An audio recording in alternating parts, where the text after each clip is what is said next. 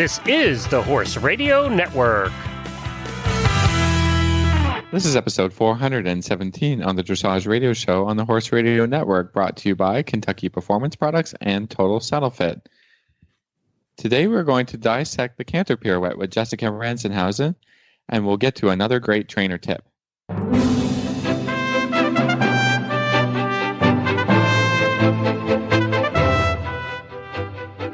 This is Reese Koppler-Stanfield from Georgetown, Kentucky.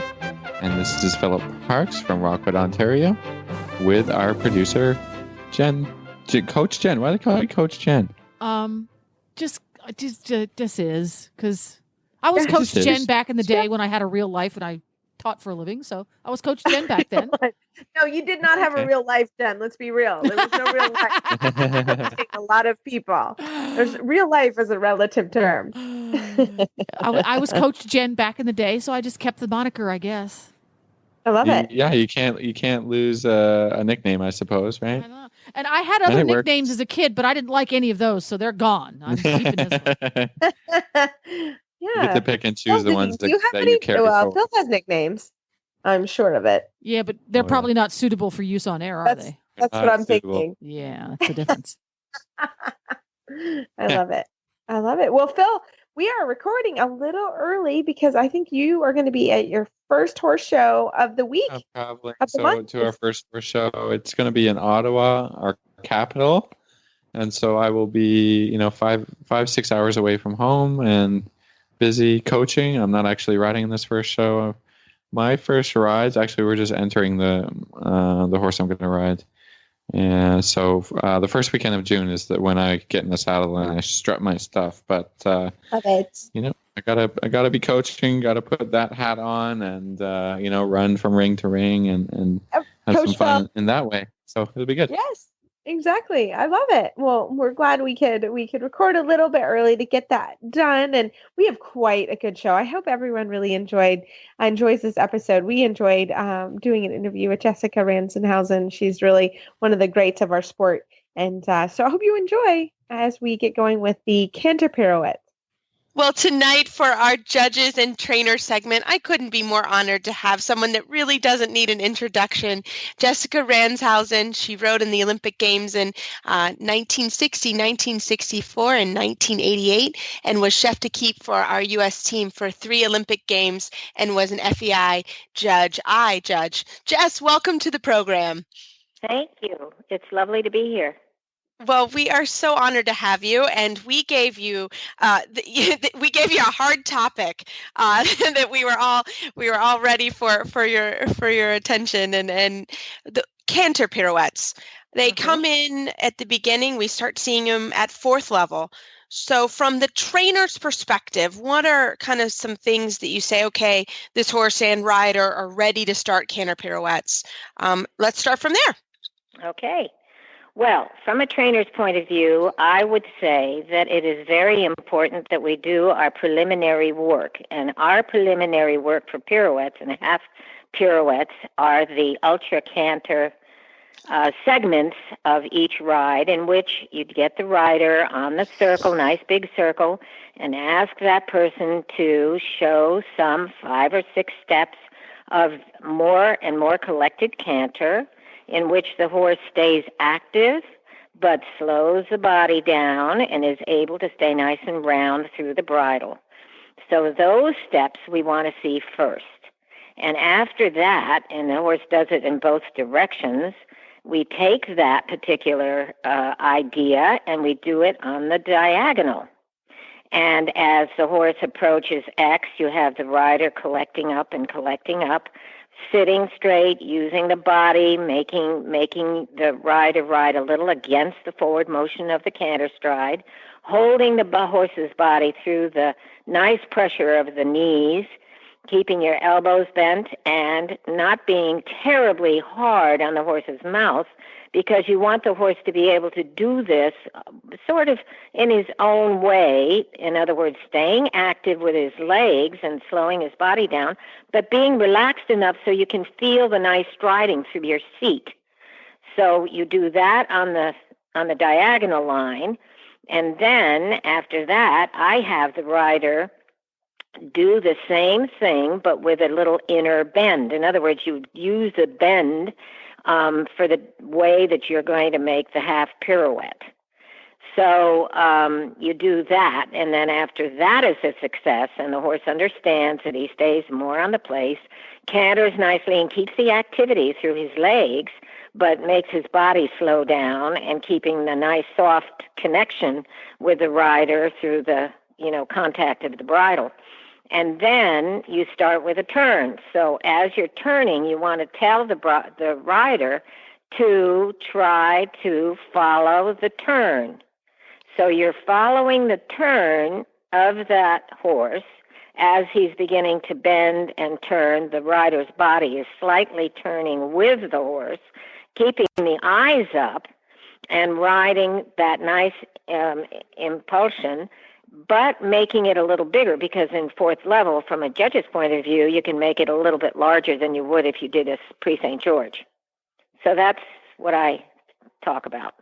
Super. Okay, so just in thinking of my own horses and my own training and things, I think, what you said about being able to create that super collected canter is the most important. And thinking, okay, we've got maybe a horse that likes to kind of pull through the bridle when you do that. What are exercises and ways you can better prepare the horse and get the horse to make that collection? Thinking of a horse that just wants to barge through you and not care that you're trying to collect. Well, we might go back to doing some downward transitions where you're taking your canter and you're having a collected canter, but not an ultra collected canter, but a collected canter, and then you bring the horse to the walk. And you are very careful to make sure that the downward transition, the horse stays into the bridle. But that's the moment that you can make a very small circle, bending to the inside if the horse is difficult in the bend or is kind of running through the bridle, and you make a very small circle with a bend, and then you go straight ahead again and pick up the canter and then do that again. And I have found that in many cases, those horses then begin to wait a little bit more. And maybe you have other ideas about that, and you could tell us what you think. No, I would do that exact same. I was hoping you're going to say that, because that's what I do. It's just, it's life is all about transitions, that, right? Yeah. Yeah. Well, it's funny because so often when you are a trainer, you're thinking back to what you feel. Like if I watch you, I would say, okay, this is what I think it feels like. Mm-hmm. And that then helps me to say to you, well, try this, or just separate your hands a little bit and give and take a little bit on the outside rein and see if that helps as you make your collection. And, it's because you're thinking, I know what that feels like. Right? Right. Yeah. Right. Yeah. Right.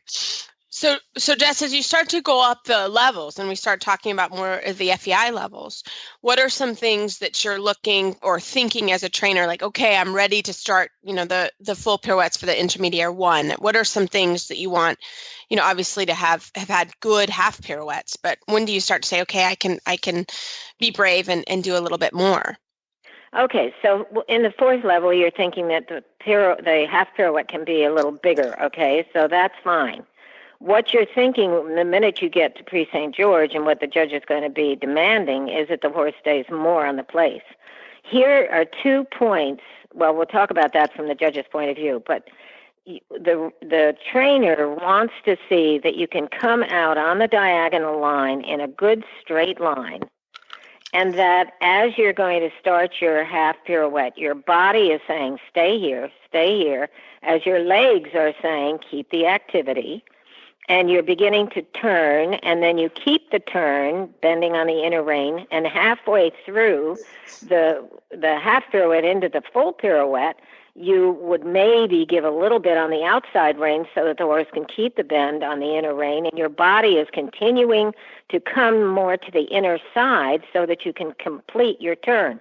Then it's very important that the rider look up and be sure that you're riding out of your pirouette or out of your half pirouette on the same diagonal line that you rode into it, so that you're not varying your line. Mm-hmm. Does that make sense to you guys? Yes. Yeah. So very I think hard. For me, I always try and tell people that to have a stride, a half halt stride coming into the pirouette, and then also Yep. having a half halt stride coming out of it. Because so often, I think we see horses almost be done the half pirouette and then just run out of it, Yeah. right? Or kind of right. over rotate, because they've been Right. pushed around a little bit too far. That, I like to ride a stride before I exit the pirouette. Not a turning stride, but just finish the turn, canter, and then Right. I always feel like I have a little bit more control there, when I do that situation. You see, and what you're doing, I can hear it in your voice, and what you're doing is that you're keeping your eyes up. So that as you're coming to the end of your pirouette or your half pirouette, you are riding a tiny bit forward to the line so that you're not overturning and you're not just dying before you get there. So your eyes are telling you, how close am I to that diagonal line that I want to ride out? And that's where you're riding with your eyes. Your body is allowing that to happen. Yeah, that makes total sense, because it's easy to come in and want to throw your eyes down, and then you have and watch the head and watch the legs and watch the hind leg. Yep. You see that a lot.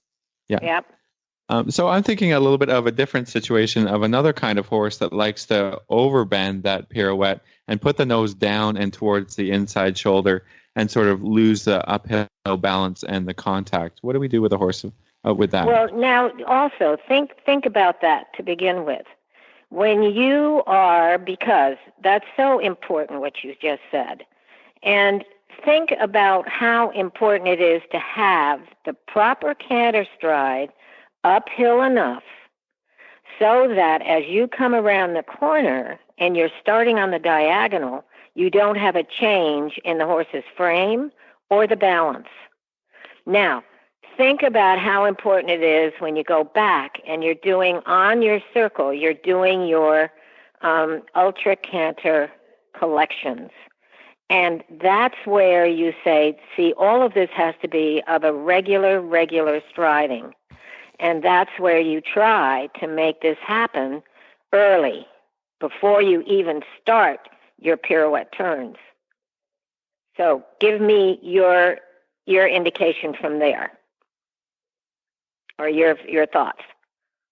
Yeah, I think it's good. I think, often what I see is a rider that will, be within and have a good half pirouette, but then now we're turning it into a full pirouette or even within sort of a working pirouette idea where we're coming around a couple of times, where the rider continues to pull on the inside rein because they think more bend equals better. Right. And then we see a horse that sort of, falls a little bit towards the outside shoulder, and you lose the regularity of the canter. Yeah, you're right. So I just wanted to, have a watch out for this problem situation. That's right. And remember, the body of the rider at this point is very important. And for the rider to feel that he rides the short stride that you have to have for the pirouette and also for the half pirouette, you continue that short stride. Your eyes are looking in the direction you're going. So your body is slightly coming around the last part of that turn. And you're still feeling that you're riding with a nice short stride through your seat, an uphill frame. Yeah. And I think, it's just you keep saying it, which is so good, because Jessica and I just worked on this today in my lesson is, you think about you have it, but then you go back and just do the very basic, I'm going to collect you on a circle, or I'm going to bring you really far back. And a lot of times, if you're really being technical about that, you can figure out, I'm going to have this issue as I start to turn it. And I think just going back and just saying, you can start to predict the issues. Right. Yeah, and so that's when you fix it, and you're not necessarily fixing it in the turn, because it should have already been fixed, if that makes sense. You should be able to sort of do it on that very basic side. So it doesn't matter if you're doing a half pirouette or you're doing a full pirouette, or when you're a really big kid and you're doing a Grand Prix freestyle, and you decide to do one and a half or two, that issue will or should have already been solved in the very basic side of it. So that's where it gets tricky. You can feel, or you're going to come in and then the horse is going to not be as active behind, or they're going to get two under, or whatever's going to happen, you can sort of, if once you get really good about doing it on the place, your canter back, and that's where you start to really get technical and can try to fix it before you get into, on the line. Into a problem. And then the other thing is watch the rider, because when the horse starts to fall and get overbent and starts to lose its balance down on the forehand, watch what the rider is doing, or pay attention to what the rider is not doing. And that's where the rider's back has got to be firm. And that's where we all have to work on our core strength, because it's that core strength that helps to keep the horse riding uphill all the way around the turn. Yeah, I mean, a couple of things that I had to learn to do, when I started learning to ride canter pirouettes, is that I had to look around with my eyes, but to keep my outside shoulder back. Because very easily we look around with our eyes, and now the shoulders are overturning, and now the outside shoulder is dropping forward. Yeah, falling forward, right? And then, we don't want to see the rider rocking with the shoulders back and forth with every stride. And you can get into that because the horse is sort of, and horses with very talented canter can canter on the spot, and you can sort of feel the hind leg sit, then the shoulder raise, then the hind leg sit and the shoulder raise. And then easily, if you don't have a good core stability to keep your shoulders back, now all of a sudden you're rocking back and forward with the horse. And then the horse lands on the front end and will never rock back again because you're both kind of over the ears sort of situation. So, I mean, you have to keep your hip really loose, that you really ride the canter, through your core and through your hip that moves, and the shoulders stay back and balanced and not and fairly square, because if you get way too much rotation, you're out of balance and now you're done. And then the other thing to think about, what do you see? And I've seen this quite a bit. The rider becomes a little concerned about having to do a full pirouette, and they start to raise the hands. And as the hands come up, the horse will begin to brace in the neck and the jaw and so forth through that movement alone. And that's where it's really important that the rider not have to do that. This really sounds like a tricky move, huh? All these things not to do, right? It is a hard one. It is a hard one for sure. Well, on that note, let us take a quick commercial break, and we're going to come back and we'll change our hats to the judge's perspective. Okay. She had waited all her life for this moment, dreaming about it since she was 10 years old. The trailer ramp touched the ground. He whinnied as she backed him out, swinging his head around to get a good look at his new home. His coat gleamed in the sun. Her love had arrived. She was breathless. He was beautiful. She could hardly wait to tack him up and start off on what she was sure would be the best times of her life. This love story is brought to you by Contribute, providing essential omega-3 fatty acids that help maintain low inflammation levels throughout your horse's body. The horse that matters to you matters to Kentucky Performance Products. Call 859-873-2974 or visit kppusa.com to order today. Well, we are so happy Jessica stuck around with us to do the judge's perspective on canter pirouettes. We just did the trainer's perspective and ended on what a difficult movement this is. So, Jessica, can you start talking about from the judge's perspective? This is a hard one as well. So, the judge's perspective, the judge's perspective actually is fairly clear as far as one, we want to see the rider coming off, as we talked about before, coming off onto the diagonal line before the half pirouette, let's say, in the fourth level. We want to see that horse balanced and properly coming around the turn without falling or getting on the forehand or getting too low in the neck and the head. And then coming around a nice uphill canter and then coming toward X, let's say, and we're going to make the half pirouette, and you want to see the horse slightly bent to the direction in which he's going to make the turn. And then you want to see that the ultra canter becomes nice, active, short-strided, and then the horse turns nicely, and that the first 2 or 3 strides can be a little bit longer, a little bit farther from the diagonal line than in the Prix-St. George or later for the full pirouette. So you can make your pirouette a tiny bit bigger in the 4th level and not get into trouble, provided that the horse canters nicely around the turn, stays in a good uphill frame, and is good to the bend.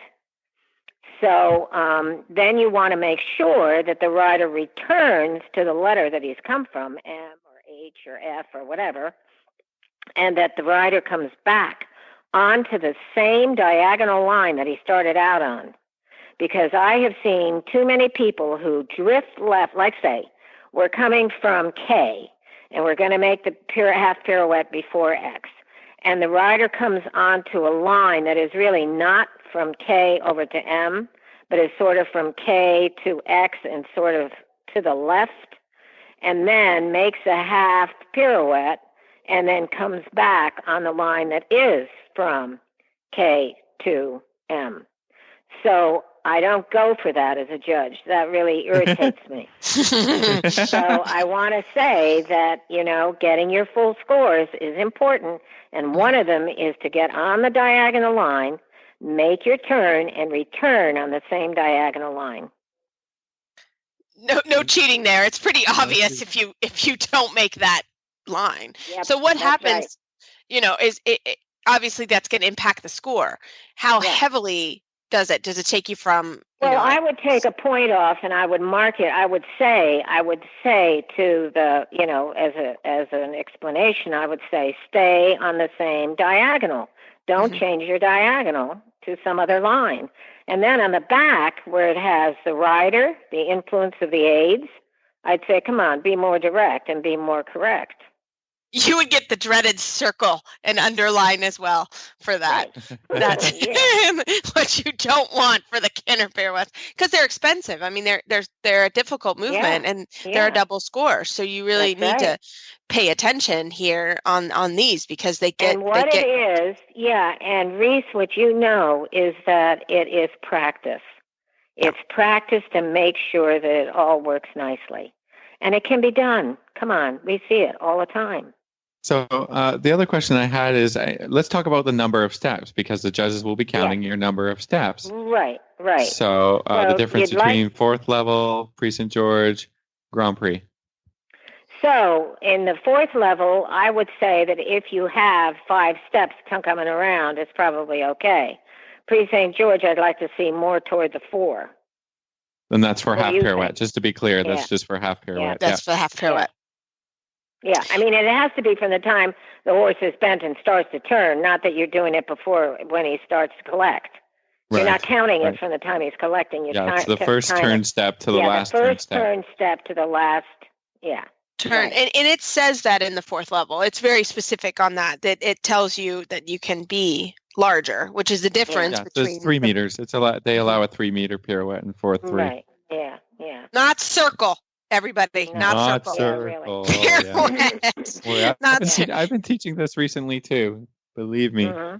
Yeah. And then so a Grand Prix, a full pirouette is how many steps then? Well, you see a lot of them 6. If you can make 8, you're going to get a 9.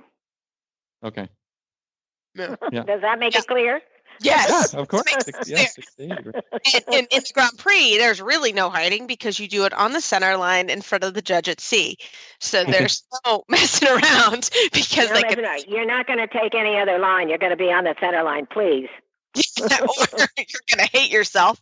No, and it's true, because then you can really see, obviously, the number of steps and how far you go, and do you go to the side or how it goes, because you come off the diagonal and go on the center line for the Grand Prix. So it's very obvious on what you're doing there.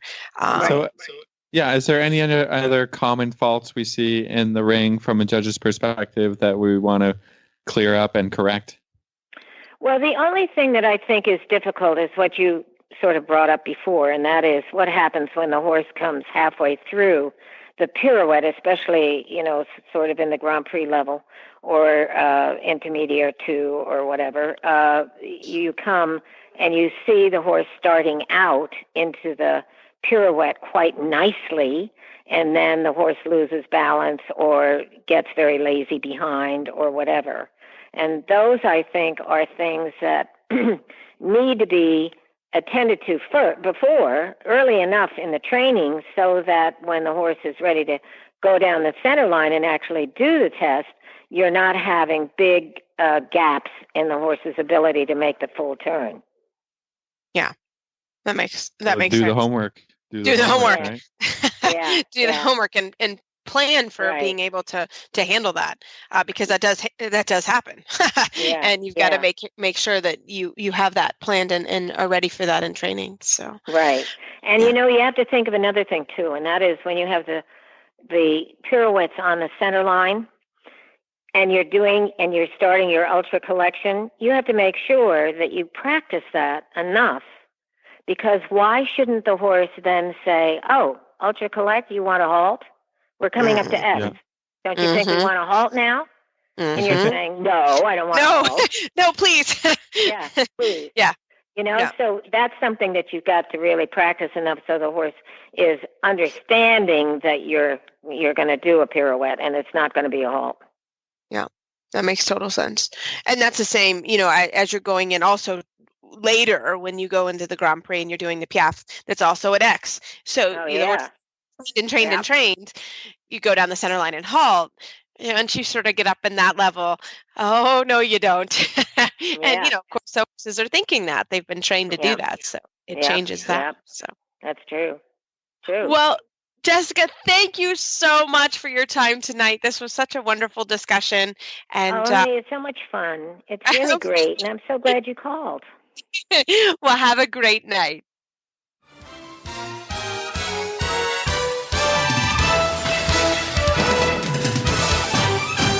This week's dressage training tip is brought to you by Total Saddle Fit, home of the shoulder relief girth at TotalSaddleFit.com. For our Total Saddle Fit tip of the week, Coach Jen has a question for us, Phil, right? I guess. I mean, that's what she said. I'm sort of like, I'm going to try and figure out what it's going to be this week. It's Jeopardy for Phil and I. Oh Drum my roll. gosh. I know, we're all on the spot. Okay, Coach Jen, what do you need from Phil and I? What do I need from Phil and you? For Canter departs, as one moves up through the levels. Obviously, you start out doing Canter, for trot to Canter transition, and then you eventually move to walk to Canter transition. Mm-hmm. And it is very common in this day and age for horses to have second careers and do dressage as their second career. Mm-hmm. In other disciplines, trot to canter transitions never happen, at least at the show ring, at the competition level. When you're a show hunter, you never do trot to canter. You do walk to canter, right? When you're a show hunter. Right. Western disciplines, the same. When you do walk to lope. So if you have a horse that is accustomed to doing walk to canter or walk to lope, and he's going to start doing walk to canter perhaps if he's doing English dressage or Western dressage, how do you help that horse transition to trot to canter, because he's going to be doing lower levels? Mm-hmm. See, this is backwards. This is tough, because I'm going, wait a minute, my entire life I've trained the other direction. It's a retrain project. Yeah. Yeah, it's a retrain for sure. Well, I can tackle this one first, Phil, if you want, because I actually was working on this today with one of my riders. So, Jen, this is a transition that will show up all the time. It's a very important transition, trot, canter, canter, trot. So it's one of those things that a lot of people will gloss over, but it's one of those things in my training programs I try to do every day. Canter, trot, canter, and it doesn't matter what level the horse is. It may be a Grand Prix horse, but it is going to do some trot canter transitions and canter trot transitions. So from a retrain perspective, one of the things that I really like to do with my horses that are retraining, and I train a lot of thoroughbreds off the track, so they want to just canter all the time at very fast paces. So you really work on sort of the suppling part of the transition and the yielding part. So we may be on a circle line, and I may have someone kind of spiral the circle in and do a gentle leg yield out and once they reach the wall, a transition to canter. I think that and using the wall for help, I think as you're retraining a horse, the hardest time to canter is sort of when you come off the wall to the open part of the arena. Because there's no definition of the arena or definition of the lead. So myself, I like to come from sort of a spiral to a leg yield to a canter, or a little bit of a yield, not even a leg yield at that point, a little bit of yield to the outside rein, and pick up the canter as I off a 20-meter circle as I approach the wall again. So I like those two specific exercises for that. And it does take sometimes a little bit of practice. I will say that, especially as a retrain or if you have a thoroughbred off the track. Those are important aids there for the horse's career. Phil, how about you? Yeah, the exact same thing. There's not much different you can do because it's early on in the horse's training, so it should be very basic and simple way of doing it in the horse's retraining. I think it's important for people to remember that whether it's trot to canter or walk to canter, it always has to be in shoulder in, so that the shoulder in gives the horse a lead. Everybody thinks that it's your positioning of the legs that gives a lead, but it's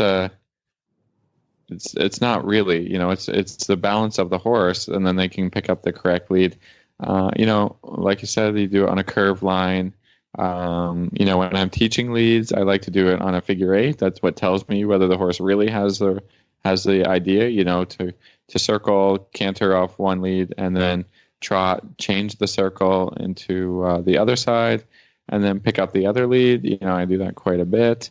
And it's a super suppling exercise. And like Reese, you alluded to, maybe it's not trot to canter in the Grand Prix, it's passage to canter, but it's essentially the same thing. So, the tests are kind of tricky that way, and that, something will go away for a little while and then it'll come back and haunt you if you didn't really have the basics correct. So, that's where that back, and it will haunt you. I'll tell you that right now.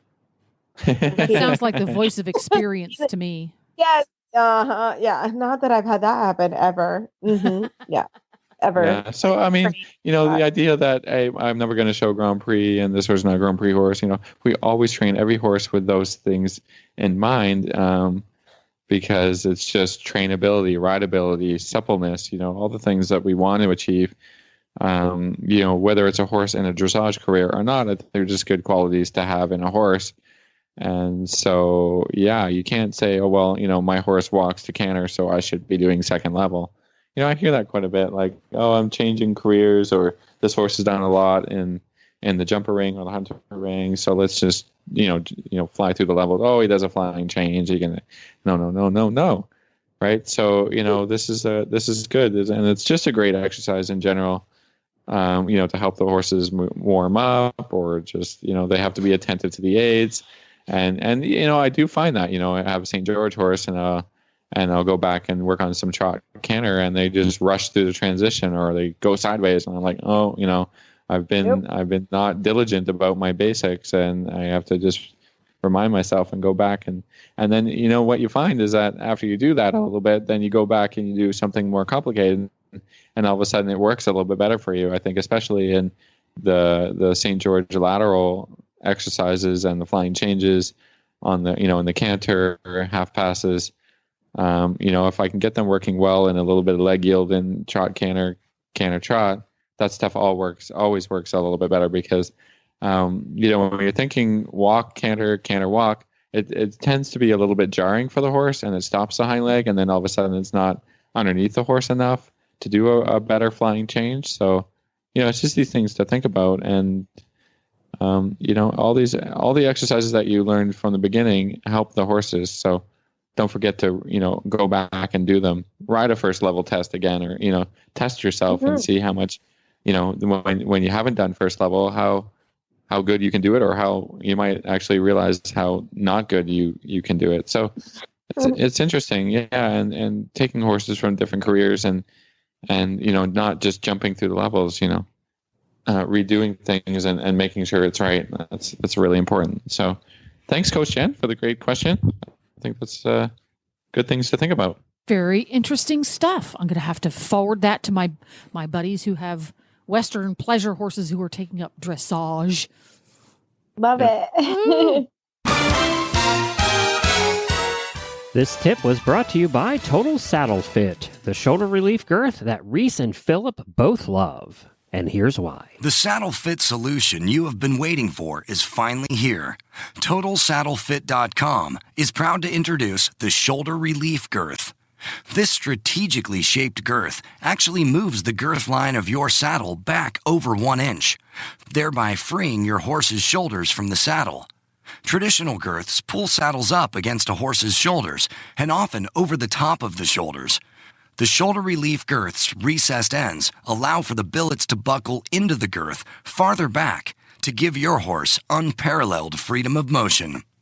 We are so certain that your saddle will fit better and your horse will be more comfortable that for a limited time we are offering a 30-day, 110% money-back guarantee. If you are not totally satisfied with your shoulder relief girth, send it back for a full refund plus 10% of the purchase price. Don't wait. Order now for the best saddle fit solution available. At TotalSaddleFit.com. Visit TotalSaddleFit.com. Well, Phil, we wish you lots of luck at your horse show next week. And everybody, as always, you can find our show notes and links to today's guest on our website, dressageradio.com. Like us on Facebook, just search Dressage Radio Show.